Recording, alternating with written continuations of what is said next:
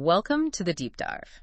This is where we take sources you provide and, well, we pull out the insights that really count, basically giving you a shortcut to getting properly informed. Today, we're zeroing in on the State of Pentesting Report 2025. And this isn't just, abstract stuff. It's based on thousands of actual pentests, plus a survey of hundreds of security leaders out there in the field. Right. And our mission today really is to get under the hood of pen testing as it stands right now. Yeah. What vulnerabilities keep popping up? How are companies actually grappling with them? Yeah, and what new challenges are emerging, especially, around AI. That seems to be the big one everyone's talking about. Exactly. We need to understand those emerging risks. Precisely. We want to cut through maybe some surface-level ideas about security and give you a really solid grasp of what these tests are finding and, critically, how those findings are being handled or sometimes maybe not handled. Yeah, that's a key point. It should give you a much more, let's say, grounded view of the cybersecurity landscape. Oh, and before we dive in, a big thank you to our sponsor, www.cisomarketplace.services.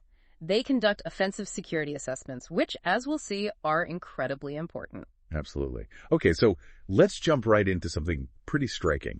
The report highlights. There's this figure. 81% of organizations say they feel confident in their security posture. 81%. That sounds pretty good on the face of it, doesn't it? It does, yeah. But, and here's the kicker, this confidence exists even though pen testing keeps finding these, hidden vulnerabilities, things they didn't know about. Oh, okay. So there's a disconnect right there between feeling secure and, well, the tests show up. Exactly. A real disconnect. Could it be that the confidence comes from maybe looking at certain metrics, but not the whole picture? Mm-hmm. Or maybe just not wanting to face the deeper issues? That's a good question. The data seems to lean that way, doesn't it? It does. And this, perhaps overconfidence is worrying because it might mean they're not investing enough in the right security controls or, say, incident response. It kind of hints at a blind spot, maybe at the leadership level. Right. And this perception gap, it stretches into how quickly they fix things too, right? You mentioned SLAs. Yeah, service level agreements. Most organizations aim for about 2 weeks to fix things. That's the target, the agreement. 2 weeks. Sounds pretty ambitious, but maybe doable. What's the actual picture? Well, the median time, so the typical time it actually takes is 67 days for all findings. 67 days. Wow. And even if you look just at the serious findings, the really critical ones, it's still 50 days. 50 days for serious issues. So we're talking, 5 times longer than the 2-week goal? On average, yes. 5 times longer. It's a massive difference. And the impact of that delay, if there's a real threat out there. It just leaves the door open for attackers for a much, much longer time. And maybe even more concerning, the report finds that less than half, only 48% of all findings ever actually get fixed. Never. Less than half. Okay, that's surprising. And even for the serious ones, while it's better, it's 69% resolved, which still means almost a third, 31% of the most serious vulnerabilities are just left sitting there. Right, so that initial 81% confidence figure starts to look a bit shaky when you see these numbers. Where it really does. So for you listening, this really hits home, doesn't it? That gap between the security goals organizations have and the day-to-day reality of actually managing these vulnerabilities. Definitely. So given that disconnect, let's talk about why pen testing itself is seen as so vital. The report is clear. 94% of companies view it as essential, absolutely essential for a strong security posture. Not just a nice to have then, it's fundamental. Fundamental. And it's not just a tech thing either. 92% said pentest results are important for the overall organizational strategy, and they actually reach senior leadership. That's interesting. So it's not just staying within the security team, it's getting visibility higher up. Exactly. Which suggests they are being taken seriously, at least in terms of review. And it's not just internal perception either. Customers, regulators, they often ask for third-party pentest reports. That happened for 59% of those surveyed. 59%. And that ranked higher than asking for vulnerability scans or compliance certs. Yeah, higher than both of those. So external parties seem to put a lot of weight on this kind of in-depth testing.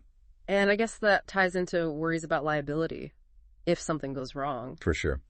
The survey showed companies are worried about corporate liability, but also personal liability for leaders if these known exploitable issues aren't fixed. Personal liability too. Wow. Yeah, and get this.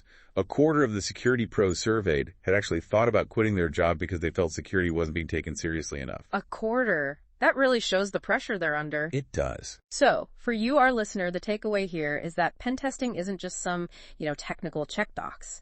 It's vital for understanding real risk, for meeting stakeholder demands, and potentially avoiding some serious legal or reputational fallout. It's really a cornerstone. Right, a cornerstone of a mature approach. Okay, so what are these tests actually finding? Let's dig into the specifics. The report breaks it down, starting with web apps and APIs, often the public face of a company, right? Yeah, or how customers directly interact. So what's the top finding there? The most common one, by a decent margin actually, is server security misconfiguration. Right. That's at 28.4%.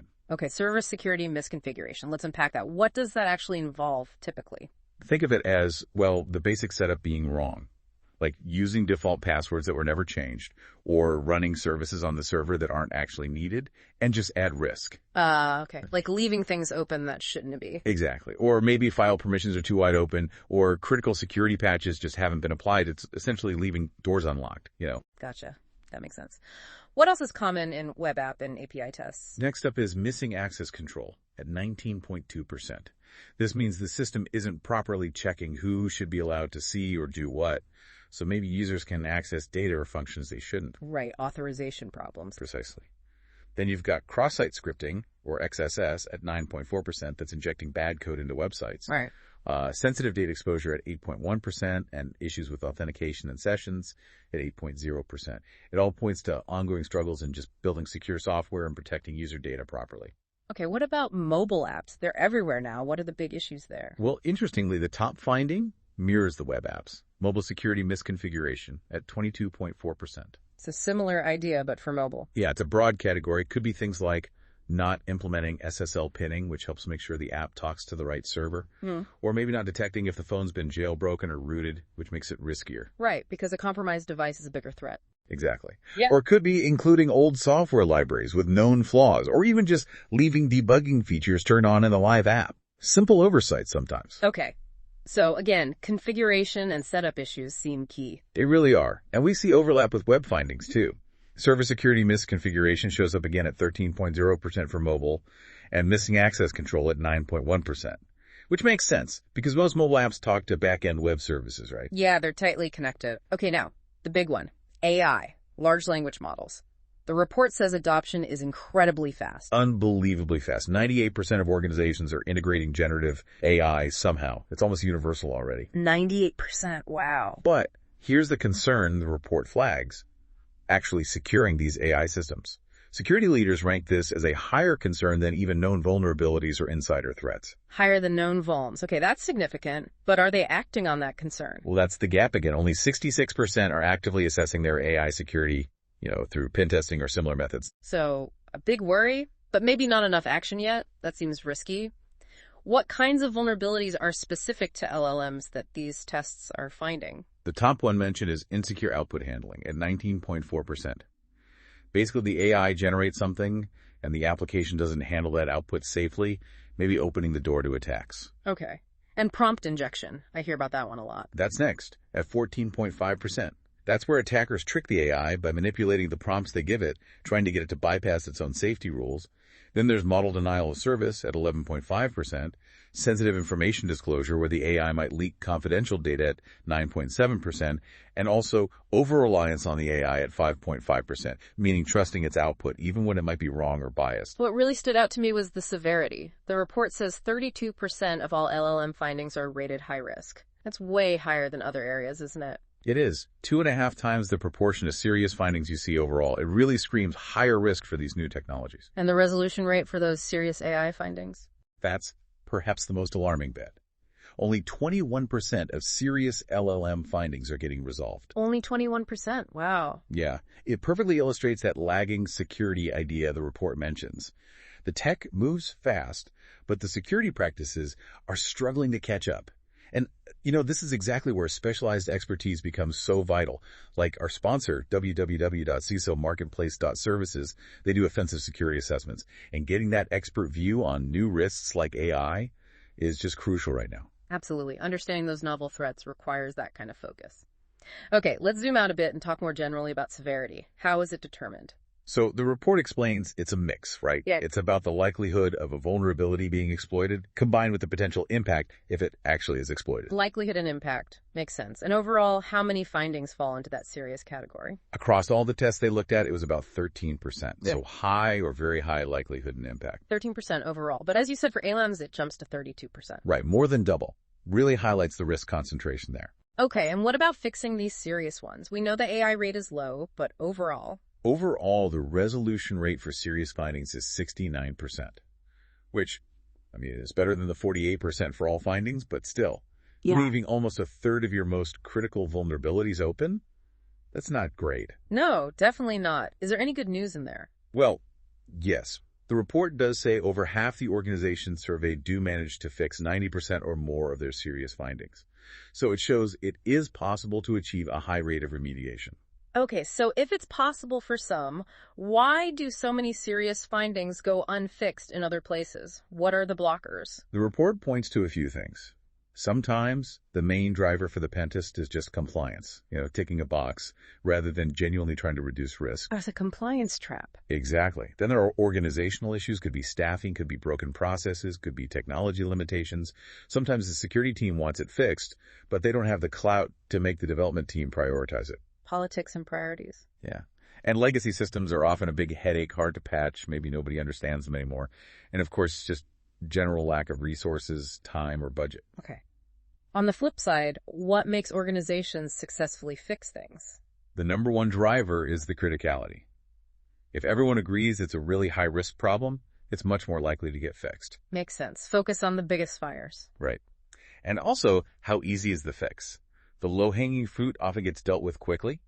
Compliance can be a driver too, especially if it relates to things like PII, personally identifiable information, or other sensitive data, and just how important the affected system or asset is. It's interesting how the resolution rates change depending on the type of test too. Oh yeah, big differences. Web and API tests have the highest serious resolution rate, 73.5%. Probably because web security is a bit more mature, the processes are clearer. Right. And the lowest. AI and LLMs, as we said, just 21.1%. Really stark. And it varies by industry, too. Utilities and healthcare came out with some of the lowest rates for fixing serious issues. Which is worrying, given the impact in those sectors. Definitely concerning. Now, here's something that surprised me. The report suggests smaller companies are often better at fixing things than bigger ones, even though the big guys have more resources. Why would that be? Well, the thinking is that smaller companies, SMBs, often have a narrower test scope. Fewer things to test, fewer findings overall. They might also focus their tests very tightly on core products, things directly tied to customer trust or regulation. So maybe it's just more manageable for them. Potentially, whereas large organizations have these huge, complex IT estates, loads of legacy stuff, everything interconnected. Fixing things can just be a much bigger, slower process because of that sheer scale and complexity. Right, that makes sense. Okay, let's shift focus slightly to how long it takes to fix things, the time to resolve. You mentioned the SLAs versus reality earlier. Yeah, that stark contrast. So 75% of organizations say they have SLAs aiming for fixes within 2 weeks. The 2-week dream. Pretty much. But the actual median time to resolve all findings is 67 days. And even for the serious ones, it's 50 days. So the intention is there, but the execution, well, it lags way behind. But you also mentioned there's been some improvement over time. Yes, that's a positive trend. For serious findings, the median time to resolve was down to around 37 days in 2024.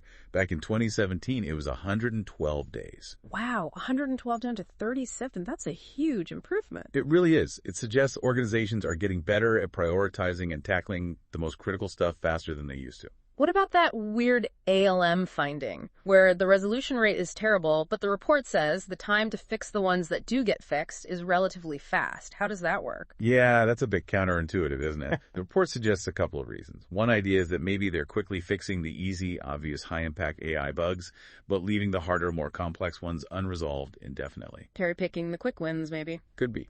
Another factor, especially for AI delivered as a service, like SaaS, is that the vendor might be the one doing the patching, and maybe they're doing it relatively quickly once they're told about it. Ah, okay. So it's not always the organization itself fixing it. And the pattern with company-sized larger orgs being slower, does that hold for resolution time as well? Yes, it does.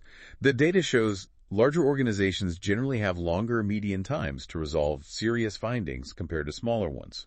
And again, big variations by industry. Hospitality was fastest, manufacturing slowest. Right. Now, the report introduces another way to look at this, which sounds maybe more realistic than just the median time for fixed things. This idea of half-life. Yes. This is really insightful. They use survival analysis. It's a statistical method to calculate the half-life. That's the time it takes for 50% of the findings identified to actually get resolved. Okay, so it includes the ones that are still sitting there unresolved. Exactly. Unlike median time to resolve, which only looks at the fixed ones, half-life considers everything. It gives you a better picture of the overall persistence of vulnerabilities. And the half-life numbers. They're quite something, aren't they? They are pretty sobering. The half-life for all pentest findings combined is 3.2 years. 3.2 years. For half of all findings to be fixed. That's what the analysis shows. It takes that long for just half the backlog to clear. Wow. Okay. Does it change based on severity? Oh, massively. Serious findings have a much shorter half-life, 104 days. Yeah. Which is still, over 3 months. 104 days, still way longer than that 2-week SLA target. Way longer. But compare that to the non-serious findings. Their half-life is 1,781 days. Wait, 1,700? That's nearly 5 years. Almost 5 years for half of the non-serious vulnerabilities to get fixed. It just really highlights the sheer volume and the challenge of keeping up, especially with lower priority issues. And, understanding these long timescales, again, emphasizes the value of getting that initial thorough assessment from experts like our sponsor, www.cisomarketplace.services, to know what you're really dealing with from the start. Absolutely. Knowing the full scope is critical if things stick around that long. So even the serious half-life, 104 days, is much longer than the median time to resolve, which was 50 days, right? And just blows that 2-week SLA out of the water. Completely. It really drives home that perception versus reality gap again. Okay. To help make sense of all these different metrics, the report uses something called a subway plot. Yeah. It's basically a graph. It lets you compare different industry sectors across 4 key things at once. How many serious findings they tend to have, the resolution rate for those serious findings, their median time to resolve them, and that serious finding half-life we just talked about. Sounds like a neat way to visualize it. Does it show any interesting patterns between industries? It does. For instance, hospitality tends to have more serious findings, but their resolution rate is lower, even though their time to fix things they do fix is quite fast. So maybe they fix urgent things quickly but leave others behind. That could be one interpretation, yeah. Maybe focused on immediate operational impact. Contrast that with financial services. They often start with fewer serious findings, which is good, but they can be slower to resolve them, perhaps due to more complex bureaucracy or change control. Right. It makes you think about the different pressures and processes in each sector. Exactly. It's a good way to see those trade-offs. Okay, so wrapping up, the report offers some recommendations for getting better at the whole process, right? It does. Key things include moving beyond just ad hoc, maybe compliance-driven testing, towards a more programmatic, ongoing approach. Really prioritizing based on risk and making sure you include AI in that risk assessment. And having clear processes for actually dealing with the findings. Yes, absolutely. Knowing who is responsible, how it's tracked, how it aligns with development cycles, making sure things don't just fall through the cracks. And collaboration seems key, too, between security and other teams. Crucial. Getting security aligned with business goals, making sure everyone understands the priorities, and having ways to escalate concerns effectively if things aren't getting addressed. Okay. So to try and pull this all together for you, our listener, this deep dive into the State of Pentesting Report really shows this persistent, sometimes pretty large gap between perceived security and the reality uncovered by expert testing. Yeah, that disconnect is a major theme. And it's especially noticeable with newer tech like AI, where the risks seem high, but the security practices are still catching up. We've also seen that fixing vulnerabilities is a real challenge. Resolution rates aren't perfect, even for serious issues. And the half-life, how long these things stick around, can be surprisingly long. It really underscores that just ticking compliance boxes or relying only on automated scans, well, it isn't enough for genuine risk reduction. That expert-led pen testing provides insights you just don't get otherwise. So maybe take a moment to think about your own organization. How does its approach to offensive security and managing vulnerabilities stack up against some of these findings we've talked about? And maybe a final thought to leave you with. Considering everything we've seen, the confidence gap, the slow fixes, the long half-lives, the emerging AI risks, are organizations generally truly ready for the threats they face? Or is there a widespread false sense of security? And perhaps more personally, what's one thing you could do, based on what we've discussed, to get a clearer picture of your own organization's actual risk exposure? Good question to ponder. This deep dive aimed to give you that shortcut to being well informed on this. But if you want all the details, the graphs, the industry breakdowns, we definitely encourage you to check out the full State of Pentesting Report 2025. Yeah, there's a lot more depth in the full report.